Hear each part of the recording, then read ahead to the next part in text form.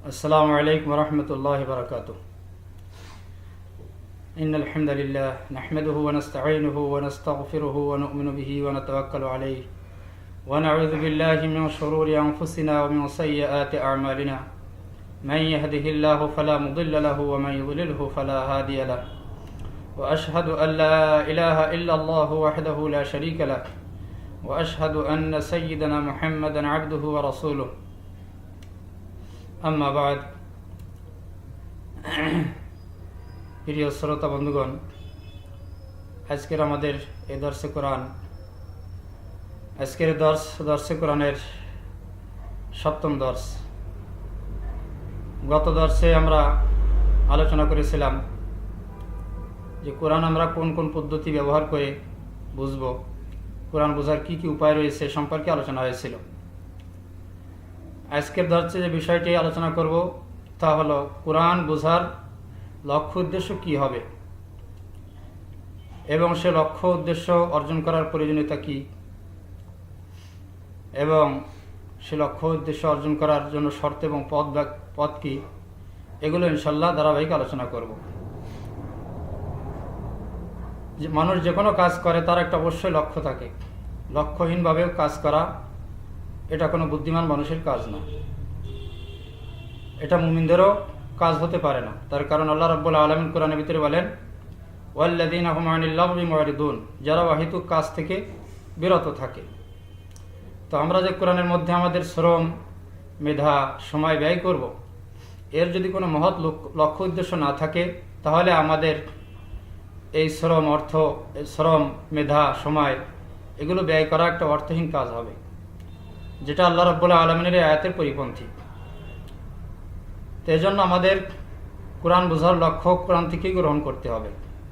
আল্লাহ পাক কোরআন কী জন্য নাজিল করেছেন এবং কোন লক্ষ্য হাসিল করার জন্য আল্লাহ পাক কোরআন বোঝার তাকিদ করেছেন, সে নির্দেশনাও এবং ঘোষণা আল্লাহ রাব্বুল আলামিন কোরআনেই দান করেছেন। কোরআন বোঝার উদ্দেশ্য মূলত কোরআনকে বাস্তবায়ন করা, যেটাকে দুই ভাগে ভাগ করা যায়। এক হলো নিজে আন্তরিকভাবে হেদায়েত অর্জন করা, নিজ অন্তরের মধ্যে হেদায়েত লাভ করা, অথবা তার বহিঃপ্রকাশ হিসেবে সমগ্র দুনিয়াতে, ব্যক্তি জীবন থেকে নিয়ে সমগ্র দুনিয়াতে আল্লাহ পাকের কোরআনকে বাস্তবায়ন করা, আমলি ময়দানে কোরআনকে প্রতিষ্ঠিত করা। তো এর জন্য প্রথমত যে প্রয়োজন সেটা হলো নিজে কোরআন থেকে হেদায়েত গ্রহণ করা, নিজে কোরআনের আলোকে আলোকিত হওয়া। এটা হলো মূল উদ্দেশ্য, প্রথম এবং প্রধান উদ্দেশ্য। আল্লাহ রাব্বুল আলামিন এই উদ্দেশ্যকে কোরআনের একাধিক আয়াতে ব্যক্ত করেছেন। যেমন সূরা বাকারার শুরুতে আল্লাহ রাব্বুল আলামিন ঘোষণা দিচ্ছেন, যালিকাল কিতাব লা রাইবা ফি হুদাল লিল মুত্তাকিন, এই মহান কিতাব, এর মধ্যে কোনো সন্দেহ নেই, এর সত্যতা, এর ন্যায্যতা এবং এর কল্যাণকারিতার মধ্যে কোনো ধরনের সন্দেহ নেই। হুদাল লিল মুত্তাকিন, এই কিতাব কেন বলছেন যে যারা আল্লাহকে ভয় করে তাদের জন্য দিশারি। তো এই আয়াত থেকে আমরা বুঝতে পারলাম যে দিশা অর্জন করা, কোরআনের দিশা গ্রহণ করা, এটাই হলো কোরআন বোঝার উদ্দেশ্য, কোরআন নাজিলের উদ্দেশ্য। একই বিষয় আল্লাহ রাব্বুল আলামিন অন্যান্য আয়াতের মধ্যেও ব্যক্ত করেছেন, ইয়া আইয়ুহান নাস ক্বাদ জাআতকুম মাউইযাতুম মির রাব্বিকুম ওয়া শিফাউল লিমা ফিস সুদূর ওয়া হুদাম ওয়া রাহমাতুল লিল মুমিনিন। হে মানব সকল, তোমাদের রবের তরফ থেকে এসেছে নসিহা এবং হেদায়েত, মনের মধ্যে, বুকের মধ্যে যে অন্তর রয়েছে তার জন্য শিফা এবং নিরাময় এবং হেদায়েত এবং মুমিনদের জন্য রহমত। তো আল্লাহ রাব্বুল আলামিন এখানে প্রথমত কোরআন আল্লাহ রাব্বুল আলামিনের পক্ষ থেকে নসিহা, কিন্তু নসিহার উদ্দেশ্য কি? ক্বাদ জাআতকুম মাউইযাতুম মির রাব্বিকুম ওয়া শিফাউল লিমা ফিস সুদূর, অন্তরের ব্যাধিকে দূর করা, এটা হলো উদ্দেশ্য। ওয়া হুদান, এবং হেদায়েত অর্জন করা, এটা কোরআন নাজিলের উদ্দেশ্য। সুতরাং এটাই কোরআন বোঝার উদ্দেশ্য। তো আল্লাহ রাব্বুল আলামিন হেদায়েত দান করার জন্যই আল্লাহ পাক আমাদেরকে কোরআন দান করেছেন। আসমানি যত কিতাব আল্লাহ পাক নাজিল করেছেন মানুষকে হেদায়েত দানের জন্যই নাজিল করেছিলেন। যে ঘোষণা আল্লাহ রাব্বুল আলামিন বনি আদমকে দুনিয়াতে পাঠানোর সময় ব্যক্ত করেছিলেন, যে কুলনা হাবিতু মিনহা জামিআ ফাইম্মা ইয়াতিয়ান্নাকুম মিন্নি হুদা ফামান তাবিআ হুদায়া ফালা খাউফুন আলাইহিম ওয়ালা হুম ইয়াহজানুন, যে তোমরা সকলে দুনিয়াতে যাও, সেখানে যাওয়ার পরে আমার তরফ থেকে তোমাদের কাছে নির্দেশনা যদি আসে তাহলে তার অনুকরণ যারা করবে তাদের কোনো ভয় নেই, তাদের কোনো চিন্তা নেই। তা আল্লাহ রাব্বুল আলামিন তার পক্ষ থেকে যে শরিয়া নাজিল করেছেন, এটা হেদায়েত স্বরূপই আল্লাহ রাব্বুল আলামিন নাজিল করেছেন, যা এই সমস্ত আয়াতের মধ্যে আল্লাহ পাক ব্যক্ত করেছেন। তো নিজে হেদায়েত অর্জন করার পরে শুধু হেদায়েতকে নিজের মধ্যে সীমাবদ্ধ করে রাখলেই কোরআনের লক্ষ্য পূর্ণতা লাভ করবে না, বরং কোরআনের যে পূর্ণ উদ্দেশ্য সেটা হলো সমগ্র দুনিয়াতে কোরআনকে বাস্তবায়ন করা। তো কোরআন বাস্তবায়ন এটা একটা উদ্দেশ্য, যে সম্পর্কে ইনশাল্লাহ পরবর্তীতে ইনশাল্লাহ আলোচনা করব। আজকে প্রথম যে কোরআন বোঝার যে উদ্দেশ্য, হেদায়েত অর্জন করা নিজের ব্যক্তি জীবনে, অর্থাৎ নিজের আন্তরিকভাবে হেদায়েত মুক্ত অন্তরকে হেদায়েত দ্বারা পরিপূর্ণ করা, এটা হলো উদ্দেশ্য। এ সম্পর্কে ইনশাল্লাহ প্রথমে কয়েক দর্শে আলোচনা করব।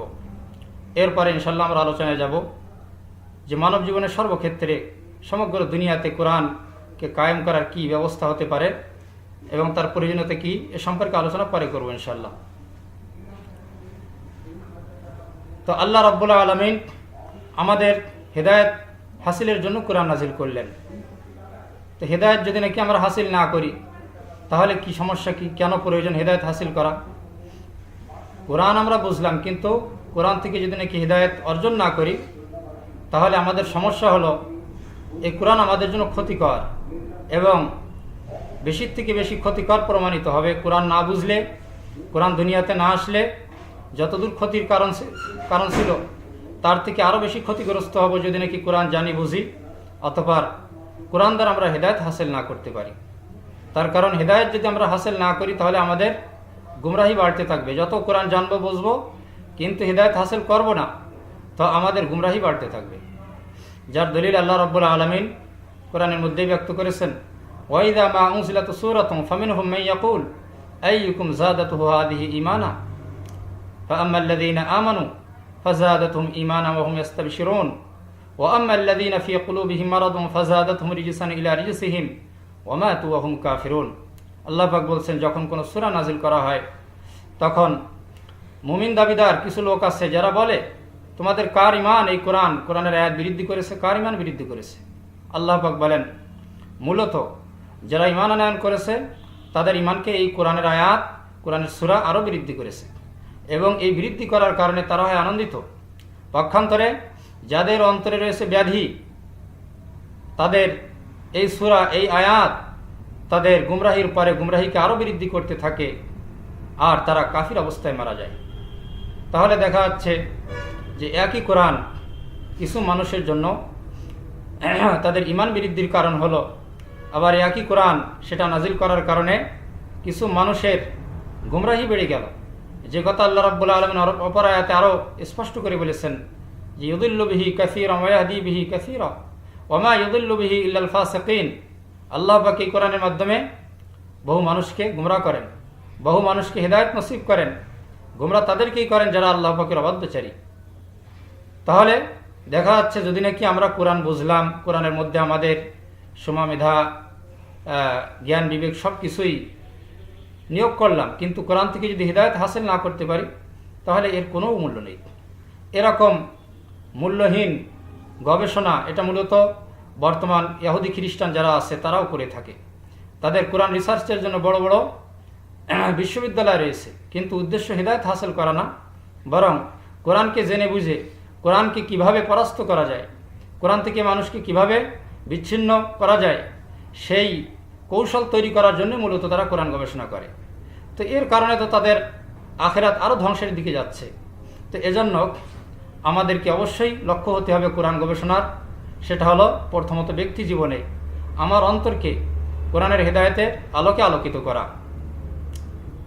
এই আলোকিত করার জন্য কি শর্ত, আমরা আমাদের মধ্যে কোন বৈশিষ্ট্য থাকলে আমরা কোরআনের হেদায়েত আমরা অর্জন করতে পারবো, সেই বৈশিষ্ট্য সম্পর্কে আলোচনা করবো ইনশাল্লাহ। তো মূলত কোরআনের আয়াতগুলোর প্রতি লক্ষ্য করলে দেখা যায় কোরআনের হেদায়েত যদি নাকি পাওয়া লাগে তাহলে কোরআন পাঠক, কোরআন গবেষক তার মধ্যে যে একান্ত বৈশিষ্ট্য দরকার, সেটা হলো ইসলাম, ইনাবাত, অর্থাৎ কোরআনের কাছে, আল্লাহ পাকের কাছে আত্মসমর্পণ করা। ইসলাম অর্থাৎ আত্মসমর্পণ করা, যে আল্লাহ রাব্বুল আলামিন কোরআনের মধ্যে যা কিছুই বলেছেন তার প্রতি আমি আত্মসমর্পণ করলাম, সেটা আমি অবশ্যই মেনে নিব। আমার পক্ষে যাক বিপক্ষে যাক, আমার কোনো পূর্ব নীতি আদর্শের বিরুদ্ধে যাক বা না যাক, আমার স্বার্থের পক্ষে থাক অথবা বিরুদ্ধে যাক, সর্বাবস্থায় আল্লাহ পাকের কোরআন থেকে আমি যেটা আহরণ করব নিয়ম নীতি অনুসারে যথানিয়মে কোরআনের যে নির্দেশনা আমি লাভ করব, সেটাকে আমি অবশ্যই মেনে নিব। এই যে মানসিকতা, এই যে মানসিক প্রস্তুতি, এটাকে বলা হয় আত্মসমর্পণ বা ইসলাম। এই বৈশিষ্ট্য যার অন্তরের মধ্যে থাকবে, আল্লাহ রাব্বুল আলামিন তাকেই কোরআনের হিদায়াত নসিব করবেন। আল্লাহ পাক কোরআনের ভিতরে বলেন, ওয়াহদি ইলাইহি মান ইউনিব, যে ব্যক্তি আল্লাহ পাকের কাছে আত্মসমর্পিত হয়, আল্লাহ রাব্বুল আলামিন নিজের দিকে তাকে দিশা দান করেন, তাকে হেদায়েত নসিব করেন। তো এর দ্বারা বোঝা যাচ্ছে, যদি নাকি কোরআন থেকে হেদায়েত লাভ করা লাগে, তাহলে আগের থেকেই আত্মসমর্পণের মানসিকতা আমাদের মধ্যে থাকতে হবে। আল্লাহ রাব্বুল আলামিন যে ইসলাম দান করেছেন, এই ইসলামের মূল বৈশিষ্ট্যই হলো আত্মসমর্পণ করা। আল্লাহ পাকের শরিয়া, তার বিধিবিধানের সামনে আত্মসমর্পণ ছাড়া বাস্তবিক অর্থে, আক্ষরিক অর্থেই কোনো ব্যক্তি মুসলিম হতেই পারে না। তার কারণ ইসলাম এর শাব্দিক অর্থই হলো আত্মসমর্পণ করা। তো আর পারিভাষিক অর্থে ইসলাম হলো আল্লাহ রাব্বুল আলামিন যে ইসলামী শরিয়া দান করেছেন, যে জীবন বিধান দান করেছেন, এর কাছে আত্মসমর্পণ করা, এর নামই ইসলাম। সুতরাং যার মধ্যে আত্মসমর্পণ নেই, সে প্রকৃত অর্থে মুসলিম না, তার ভিতরে আক্ষরিক অর্থেই ইসলাম নেই। এজন্য এই ইসলাম আমাদের মধ্যে আসতে হবে। আল্লাহ রাব্বুল আলামিন যে ইসলাম আমাদের দান করেছেন, এটার প্রতি আত্মসমর্পণ ছাড়া কোনোভাবে আমরা মুসলিম হতে পারবো না। তো এই ইসলামের ভিন্ন অর্থ আবার করা হয়, সেটা হলো ইসলামের শাব্দিক অর্থ তো আত্মসমর্পণ করা, কিন্তু বর্তমানে একটা প্রচলিত অর্থ বলা হয়, সেটা হলো ইসলাম অর্থ শান্তি। আসলে ইসলাম মানলে তো অবশ্যই শান্তি আসবে। যেমন নাকি আল্লাহ রাব্বুল আলামিন কোরআনের মধ্যে বলেছেন, মান ইয়ামাল মিনাস সালিহাত মিন যাকারিন আও উনসা ওয়া হুয়া মুমিন ফালানুহয়িয়ান্নাহু হায়াতান তাইয়্যিবাহ ওয়া লানাজজিয়ান্নাহুম আজরাহুম বিআহসানি মা কানু ইয়ামালুন। নারী হোক পুরুষ হোক, যে কেউ ঈমান সহকারে নেক আমল করবে, দুনিয়াতে আমি তাকে সুখী জীবন দান করব, আখিরাতে তার আমলের উৎকৃষ্টতার প্রতিবদলা দান করব। তো আল্লাহ রাব্বুল আলামিনের এই ঘোষণা মোতাবেক তার শরিয়া মানা, তার কোরআন মানা, এটা দুনিয়াতে সুখী জীবন লাভ করা এবং আখিরাতের অনন্ত জান্নাত লাভ করার মাধ্যম। সুতরাং এতে কোনো সন্দেহ নেই যে ইসলাম মানা এটা দুনিয়া আখিরাতে শান্তি লাভের কারণ। কিন্তু ইসলাম শব্দের অর্থ যেটা বলা হচ্ছে যে শান্তি, এই শাব্দিক অর্থ ঠিক না। তার কারণ কোনো অভিধানের মধ্যে এই অর্থ পাওয়া যায় না, এটা কোনোভাবেই প্রমাণিত না যে ইসলাম অর্থ শান্তি। হ্যাঁ, সালাম মানে শান্তি, কিন্তু ইসলাম মানে শান্তি না, ইসলাম মানে আত্মসমর্পণ করা। আল্লাহ রাব্বুল আলামিন এই আত্মসমর্পণের অর্থেই কোরআনের মধ্যে একাধিক আয়াত নাজিল করেছেন ইসলাম শব্দ দিয়ে। যেমন নাকি আল্লাহ পাক বলছেন, আফাগায়রা দীনিল্লাহি ইয়াবগুন ওয়া লাহু আসলামা মান ফিস সামাওয়াতিল আরদি তাওআন ওয়া কারহান ওয়া ইলাইহি ইরজাউন। তারা কি আল্লাহ পাকের দিন ছাড়া ভিন্ন কোনো দিন তালাশ করছে? অথচ আসমান জমিনে যা কিছু আছে, ইচ্ছায় অনিচ্ছায় আল্লাহ পাকের কাছেই আত্মসমর্পণ করেছে। এখানে আত্মসমর্পণ ছাড়া অন্য কোনো অর্থ হতেই পারে না। তার কারণ তাওআন ওয়া কারহান, অর্থাৎ স্বেচ্ছায় এবং অপছন্দের ভিত্তিতে আত্মসমর্পণ করেছে। এখানে যদি নাকি শান্তি যদি অর্থ করা হয়, তাহলে শান্তির মধ্যে তো কোনো অপছন্দ থাকতে পারে না। অথচ আল্লাহ রাব্বুল আলামিন এখানে বলছেন যে তারা আসলামা, অর্থাৎ আত্মসমর্পণ করেছে, তাওআন ইচ্ছায়, ওয়া কারহান এবং বাধ্যতামূলকভাবে, অপছন্দ সত্ত্বেও। তো অপছন্দ সত্ত্বেও মানুষ আত্মসমর্পণ করে, এই কথা ঠিক। যখন অপরাগ হয়ে পড়ে তখন সে আত্মসমর্পণ করে, কিন্তু কেউ শান্তির ব্যাপারে তার কারো তো কোনো অপছন্দ নেই। এজন্য এখানে আসলামা অর্থ, শান্তি অর্থ যদি নাকি করা হয়, তাহলে আয়াতের অর্থ ঠিক হবে না। এভাবে আল্লাহ রাব্বুল আলামিন অন্যান্য আয়াতের মধ্যেও বলছেন যে ওমান আহসানু দীনাম মিমান আসলামা ওয়াজহাহু লিল্লাহ, যে ওই ব্যক্তি থেকে দিন, সুন্দর দিন কার হতে পারে যে নাকি তার নিজ সত্তাকে আল্লাহ পাকের জন্য সমর্পিত করল। অত্বা মিল্লাত ইব্রাহিম হানিফা, এবং ইব্রাহিম আলাইহিস সালাতু ওয়াস সালামের মিল্লাতকে সে অনুসরণ করল। বিলকিস, সে ছিল রানী, এক দেশের সম্রাজ্ঞী, সে যখন নাকি দাওয়াত পেল হযরত সুলাইমান আলাইহিসসালামের, তখন দাওয়াত পাওয়ার পরে সর্বশেষ গিয়ে সে বলল, আসলামতু মা সুলাইমান লিল্লাহি রাব্বিল আলামিন, আমি আত্মসমর্পণ করলাম সুলাইমান আলাইহিসসালামের সাথে আল্লাহ রাব্বুল আলামিনের জন্য।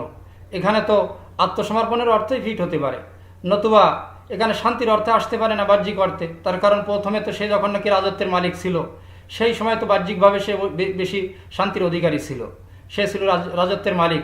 কিন্তু যখন নাকি সে ইসলাম কবুল করলো, তখন তো সে স্বাধীন রাজা ছিল না। তাহলে এখানে তো শান্তির অর্থ বাহ্যিক অর্থ আসতে পারে না, এখানে আত্মসমর্পণের অর্থই আসবে। এভাবে আল্লাহ রাব্বুল আলামিন কোরআনের বহু আয়াতের মধ্যে ইসলাম শব্দের অর্থ আত্মসমর্পণ করেছেন। আত্মসমর্পণের অর্থেই কোরআনে বিভিন্ন আয়াত নাজিল করেছেন। কিন্তু শুধুমাত্র শান্তি পাওয়া এই অর্থে আল্লাহ রাব্বুল আলামিন কোরআনের কোথাও ইসলাম ব্যবহার করেনি, আবিধানিক অর্থ পাওয়া যায় না।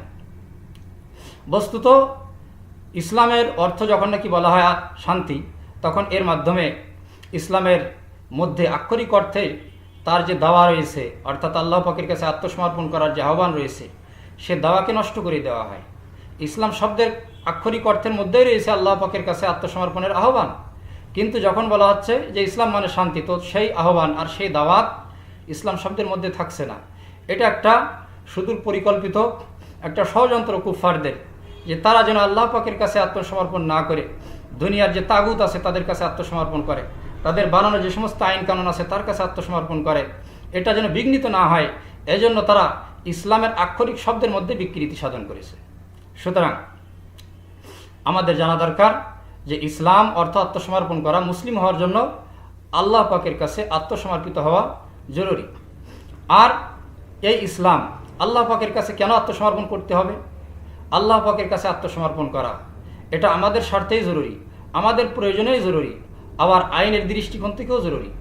আইনের দৃষ্টিকোণ থেকে এই জন্য জরুরি যে দুনিয়ার ভিতরে যা কিছু আছে, যত মখলুক আছে, সমস্ত মখলুক এর মালিক তো আল্লাহ রাব্বুল আলামিন, সব কিছুর খালেক তো আল্লাহ রাব্বুল আলামিন। তো মালিক যিনি, তো তার কথা মতোই তো তার মালিকানাধীন যে জিনিস ব্যবহার করতে হয়। যদি নাকি কেউ একটা ঘরের মালিক হয় আর কোনো ভাড়াটিয়া সেখানে থাকতে চায়, তাহলে সে থাকতে গেলে অবশ্যই সেই ভাড়া দিয়েই তাকে থাকতে হবে যে ভাড়া দাবি করবে ঘরের মালিক, এছাড়া তার কোনো উপায় নেই। অবশ্যই সেখানে তার মালিকের কথা মেনেই সেই হারে ভাড়া দিয়ে তাকে থাকতে হবে। এর বিপরীত যদি নাকি সে বলে না, অত আমি ভাড়া দিব না, বরং এর থেকে আমি এই কম ভাড়া দিব, বাধ্যতামূলক তোমাকে মেনে নিতে হবে, মালিক কি বলল, তাহলে এটা দুনিয়ার কোনো আইনেই সমর্থিত হবে না। দুনিয়ার সকল আইন বলবে না, যেহেতু বাড়ির মালিক সে, সুতরাং সে ভাড়া যে পরিমাণ দাবি করবে তোমাকে সেই পরিমাণ দিয়েই তোমাকে থাকতে হবে। তো মালিক হওয়ার কারণে তার কথা মেনে নেওয়া, তার যে শর্ত রয়েছে তার সামনে আত্মসমর্পণ করা সকল আইনেই জরুরি হচ্ছে। তো আল্লাহ রাব্বুল আলামিন দুনিয়ার সকল বস্তুর সবথেকে বেশি পূর্ণতার সাথে মালিক, আল্লাহ পাকের মালিকানা সবথেকে পরিপূর্ণ। সেহেতু এই দুনিয়ার মধ্যে আল্লাহ রাব্বুল আলামিন দুনিয়াকে ভোগ করার জন্য, দুনিয়াকে পরিচালনা করার জন্য, ব্যবহার করার জন্য যে সমস্ত বিধিবিধান দান করেছেন সেটাকে মেনে নেওয়া, তার কাছে আত্মসমর্পণ করা, এটা তো দুনিয়ার সকল আইনের চাহিদা মোতাবেক, দাবি মোতাবেক এটা জরুরি। কিন্তু মূলত শুধুমাত্র এই আইন না, বরং আল্লাহ পাকের হুকুমের সামনে আমাদের আত্মসমর্পণ করা জরুরি আমাদের নিজেদের স্বার্থেও, আমাদের নিজেদের প্রয়োজনেও। তার কারণ আল্লাহ রাব্বুল আলামিনের হুকুম যদি নাকি আমরা মানি, তার কাছে যদি আত্মসমর্পণ করি, তাহলে দুনিয়া আখিরাতে আমাদের সুখ শান্তি সফলতা অনিবার্য। যেমন নাকি আল্লাহ রাব্বুল আলামিন পূর্বে যে আয়াত বললাম সে আয়াতের মধ্যে নিজেই ঘোষণা করেছেন যে ঈমান সহকারে যে কেউ নেক আমল করবে, নারী হোক পুরুষ হোক, ঈমান সহকারে যে নেক আমল করবে, দুনিয়াতে আমি তাকে সুখী জীবন দান করব, আখিরাতে তার আমলের উত্তম প্রতিবদলা দান করব। আল্লাহ রাব্বুল আলামিন যে শরিয়া দান করেছেন এটা আপাদমস্তক রহমত, সেদিকে লক্ষ্য করেই আল্লাহ পাক বলেছেন, ওমা আরসালনাকা ইল্লা রাহমাতাল লিল আলামিন, নবী হে, আমি আপনাকে সমগ্র দুনিয়াবাসীর জন্য রহমত করে পাঠিয়েছি। তো এর থেকে বোঝা যাচ্ছে যদি নাকি রসুলের আনিত রিসালাত এবং শরিয়ত যদি নাকি আমরা আমলে নিয়ে বাস্তবায়ন করি, তাহলে সমগ্র দুনিয়া আল্লাহ পাকের রহমত লাভ করবে। এই রহমত আর এই কল্যাণ এটা আসে কিভাবে? এটার কি কারণ? এর কারণ হলো যে আল্লাহ রাব্বুল আলামিন ইসলামী শরিয়াকে এমনভাবে তৈরি করেছেন যে তার মধ্যে সেটা তার প্রকৃতিগতভাবেই তার মধ্যে রয়েছে কল্যাণের অশেষ কল্যাণ। তার কারণ আল্লাহ রাব্বুল আলামিন যদি নাকি যে সমস্ত আইন আমাদেরকে দান করেছেন, এই আইন আল্লাহ পাক তৈরি করেছেন, আর আল্লাহ পাকের রয়েছে 3টি বৈশিষ্ট্য, যে বৈশিষ্ট্য অপর কোনো মাখলুকের মধ্যে নেই। অথচ কোনো তৈরিকৃত আইন যদি নাকি সুফলদায়ক হওয়া লাগে, তাহলে আইন প্রণেতার মধ্যে সেই সমস্ত বৈশিষ্ট্য থাকা দরকার। এক হলো জ্ঞানের গভীরতা।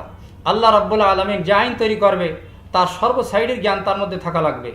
তা না হলে তার যদি নাকি জ্ঞানের মধ্যে সীমাবদ্ধতা থাকে, অসম্পূর্ণ জ্ঞান যদি হয়, তাহলে সে নির্ভুলভাবে আইন তৈরি করতে পারবে না। তো এই দিকে যদি নাকি আমরা লক্ষ্য করি, তাহলে আল্লাহ রাব্বুল আলামিন তার জ্ঞানের কোনো শেষ সীমা নেই। ওয়ালাউ আন্না মা ফিল আরদি মিন শাজারাতিন আকলাম ওয়াল বাহরু ইয়ামুদ্দুহু মিন বাদিহি সাবআতু আবহরিম মা নাফিদাত কালিমাতুল্লাহ। আল্লাহ পাক বলছেন, যদি নাকি দুনিয়ার সমস্ত গাছগুলো কেটে কেটে কলম বানানো হয়, আর সমুদ্র যদি হয় কলমের কালি, এর সাথে আরও 7 সমুদ্র যদি নাকি যুক্ত করা হয়, তাহলে আল্লাহ পাকের জ্ঞান বিজ্ঞানের কথা লিখে শেষ করা যাবে না।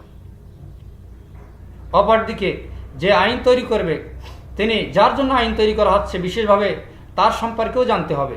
যেমন নাকি কেউ যদি নাকি একটা গাড়ি তৈরি করে, কম্পিউটার তৈরি করে, তাহলে এটাকে যদি নাকি সুন্দরভাবে সার্ভিস দেওয়া লাগে এবং সংরক্ষণের সাথে এটাকে ব্যবহার করা লাগে, তাহলে এটা কিভাবে ব্যবহার করতে হবে সে থিওরি যে আবিষ্কারক তিনি কিন্তু দেবেন।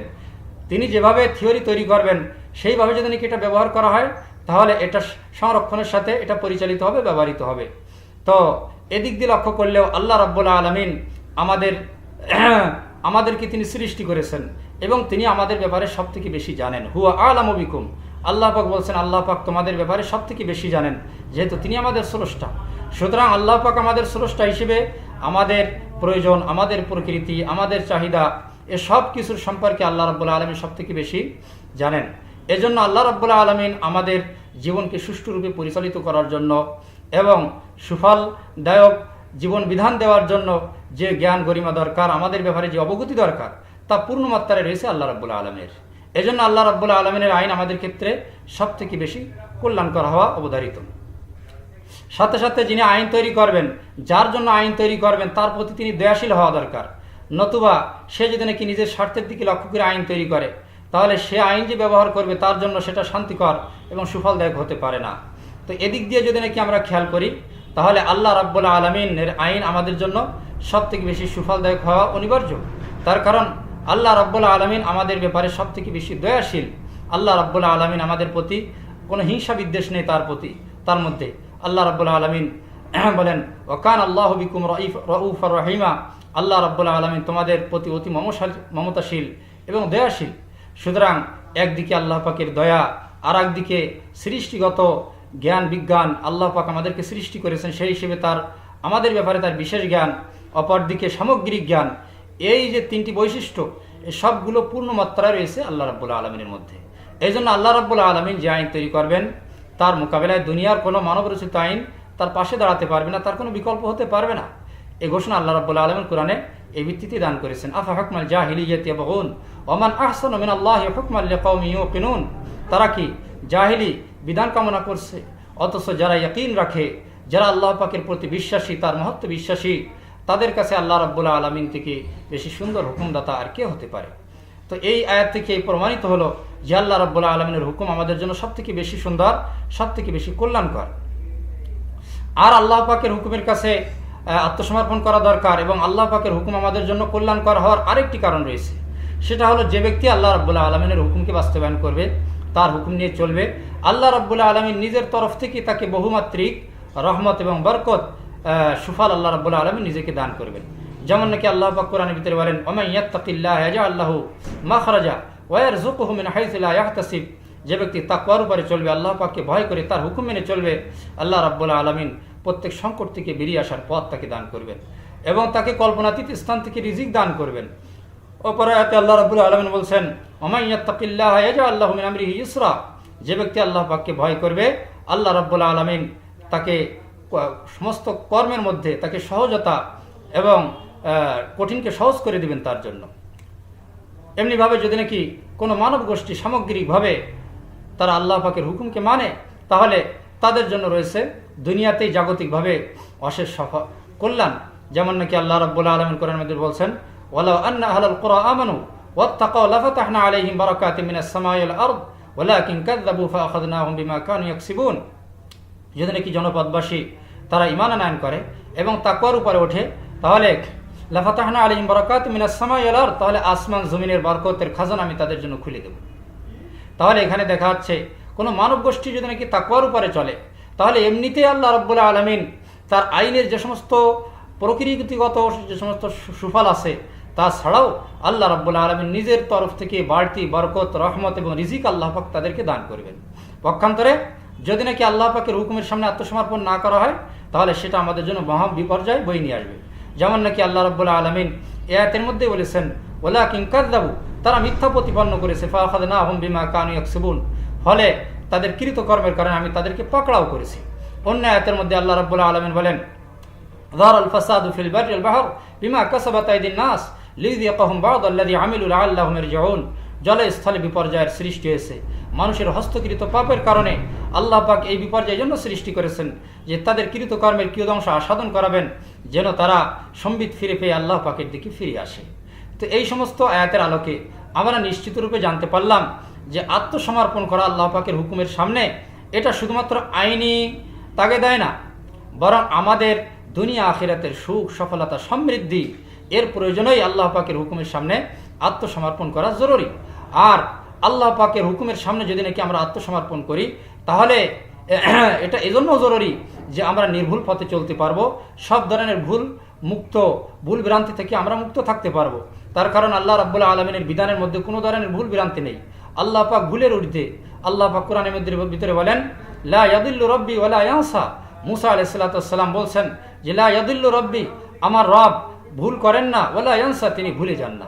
সুতরাং আল্লাহ রাব্বুল আলামিন ভুল করা, ভুলে যাওয়ার যত দুর্বলতা আছে সব কিছু থেকে আল্লাহ পাক ঊর্ধ্বে, এবং এই ধরনের অসম্পন্নতা এবং দুর্বলতা থেকে আল্লাহ পাকের হুকুম পবিত্র।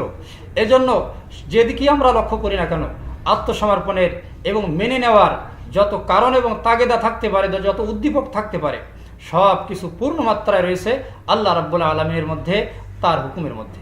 এজন্য এই সমস্ত দৃষ্টিকোণ থেকে আমরা আল্লাহ পাকের হুকুমের সামনে আত্মসমর্পণ করা জরুরি। আর আল্লাহ রাব্বুল আলামিন তার কাছে আত্মসমর্পণ করা এদিক দিয়েও জরুরি যে আল্লাহ রাব্বুল আলামিন তিনি আমাদেরকে অশেষ কল্যাণ দান করেছেন, দুনিয়ার সমস্ত রিজিক আমাদেরকে দান করেছেন। তার জন্যই আমরা তার নিয়ামতের উপরে আমরা বেঁচে আছি। যত নিয়ামত আছে সমস্ত নিয়ামত আল্লাহ রাব্বুল আলামিন দান করেছেন। ওমা বিকুম মিন নি'মাতিন ফামিনাল্লাহ, তোমাদের সাথে যত নিয়ামত আছে তা তো আল্লাহ রাব্বুল আলামিনের তরফ থেকে। ওয়াইন তাউদ্দু নি'মাতাল্লাহি লা তুহসুহা, যদি তোমরা আল্লাহ পাকের নিয়ামত গণনা করা শুরু করো তাহলে গুণে শেষ করতে পারবে না।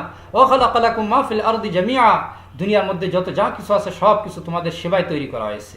তো দুনিয়ার একটা নৈতিকভাবে দেখা যায়, যদি নাকি কারো চাকরি করা হয় তাহলে বেতন দেয় বলে তার গোলামি কিন্তু আমরা করি, তার হুকুমের সামনে আমরা স্যালেন্ডার করি, সে যেভাবে বলে সেভাবে আমরা করতে থাকি। তো আল্লাহ রাব্বুল আলামিন যেভাবে আমাদেরকে নিয়ামত দান করেছেন, এর তো কোনো মোকাবেলা নেই, এর কোনো নজির নেই। তাহলে ওই নীতি অনুযায়ী তো আল্লাহ পাকের হুকুমের সামনে আমাদেরকে তার হুকুম মানা, তার হুকুম মেনে নেওয়া, তার কাছে আত্মসমর্পণ করা জরুরি। সুতরাং আত্মসমর্পণের যত কারণ থাকতে পারে সমস্ত কারণ পূর্ণমাত্রায় বিদ্যমান আল্লাহ রাব্বুল আলামিন এবং তার বিধানের মধ্যে। তো এই হলো আপনার আল্লাহ রাব্বুল আলামিনের হুকুমের সামনে যদি নাকি আমরা আত্মসমর্পণ করি, তাহলে আল্লাহ রাব্বুল আলামিন আমাদের জন্য হেদায়েতের রাস্তা খুলে দেবেন এবং কোরআন আমাদের জন্য বোঝা সহজ হবে। পক্ষান্তরে যদি নাকি আমরা আত্মসমর্পণ না করি, তাহলে কোরআন আমাদের জন্য বোঝা কঠিন হয়ে যাবে। তার কারণ হলো আত্মসমর্পণ না করে কোরআনের কাছে যাওয়া, আল্লাহ পাকের হুকুমের তালাশে আসা, এটা হলো মুনাফিকদের খাসলাত, এটা মুনাফিকদের খাসলাত। আল্লাহ রাব্বুল আলামিন বলেন, ইযা ফারিকুম মিনহুম মুরিদুন ওয়া ইন ইয়াকুল লাহুমুল হাক্কু ইয়াতু ইলাইহি মুযআনিন। আয়াতের শুরুর দিকে আল্লাহ পাক বলছেন যে কিছু মানুষ আছে যারা বলে যে আমরা ঈমান আনয়ন করেছি, কিন্তু যখন নাকি তাদেরকে আল্লাহ রাসূলের দিকে আহ্বান করা হয়, তখন মুনাফিক শ্রেণীর কিছু লোক আছে যারা নাকি তারা পিছু টান দেয়, কিন্তু সবসময় পিছু টান দেয় না, বরং যখন তাদের হক তাদের পক্ষে থাকে, যদি বোঝে যে এটা আমাদের পক্ষে আসবে আল্লাহ রাসূলের ফয়সালা, তখন তারা অনুগত হয়ে কাছে আসে। তো এই মুনাফিকরা তারাও কিন্তু কোরআনের হুকুমের কাছে এসেছে, কোরআনের ফয়সালার কাছে এসেছে, কিন্তু তারা মূলত আল্লাহ পাকের কাছে আত্মসমর্পণ করেনি। ফলে এটা মুনাফিকদের বৈশিষ্ট্য। এই বৈশিষ্ট্য যদি নাকি আমাদের মধ্যে আসে, তাহলে মূলত আমরা কোরআন বুঝতেই পারবো না, কোরআনের মধ্যে যে হিকমত রয়েছে এটা আল্লাহ পাক আমাদের জন্য খুলবেন না। তার কারণ মুনাফিক নিফাক যাদের মধ্যে থাকে তাদের জন্য আল্লাহ রাব্বুল আলামিন কোরআনের হিকমতের দ্বার খোলেন না। ওয়ালাকিনাল মুনাফিকিনা লা ইয়াফকাহুন ওয়ালাকিনাল মুনাফিকিনা লা ইয়ালামুন মুনাফিকরা বোঝে না, মুনাফিকরা জানে না। সুতরাং যদি নাকি আমরা কোরআন থেকে আমরা হেদায়েত নসিব করতে গেলেও, হেদায়েত পেতে গেলেও আল্লাহ পাকের কাছে আত্মসমর্পণ করা জরুরি। আবার কোরআন যদি নাকি যথাযথভাবে বুঝতে চাই তাহলেও আমাদেরকে আল্লাহ রাব্বুল আলামিনের কাছে আত্মসমর্পণ করা জরুরি। তো এই জন্য ইনশাল্লাহ আমরা মানসিকভাবে কোরআন বোঝার আগেই মানসিকভাবে প্রস্তুত হই, মনকে তৈরি করে নিই যে আমি আল্লাহ রাব্বুল আলামিনের হুকুম যেটাই হবে আমি সেটা আমার পক্ষে বিপক্ষে যাক, আমার স্বার্থের অনুকূল হোক প্রতিকূল হোক, আমি যাদেরকে মানি তাদের পক্ষে যাক বা বিপক্ষে যাক, সর্বাবস্থায় আল্লাহ রাব্বুল আলামিনের হুকুমের সামনেই আমি আত্মসমর্পণ করব, সেটাকে মেনে নিব। যদি নাকি এভাবে করি তাহলে একদিকে আল্লাহ রাব্বুল আলামিন কোরআন যথাযথভাবে বোঝার তৌফিক দান করবেন, অপরদিকে কোরআন দ্বারা আল্লাহ রাব্বুল আলামিন আমাদেরকে যে হেদায়েত দান করতে চেয়েছেন সেটাও ভরপুরভাবে ইনশাআল্লাহ আমরা সেই নিয়ামত পেয়ে যাব। আল্লাহ পাক এই আত্মসমর্পণের মানসিকতা নিয়েই কোরআন গবেষণা করার তৌফিক নসিব করেন। ওয়া আখির দাওয়ানা আলহামদুলিল্লাহি রাব্বিল আলামিন। আসসালামু আলাইকুম ওয়া রাহমাতুল্লাহি ওয়া বারাকাতুহু।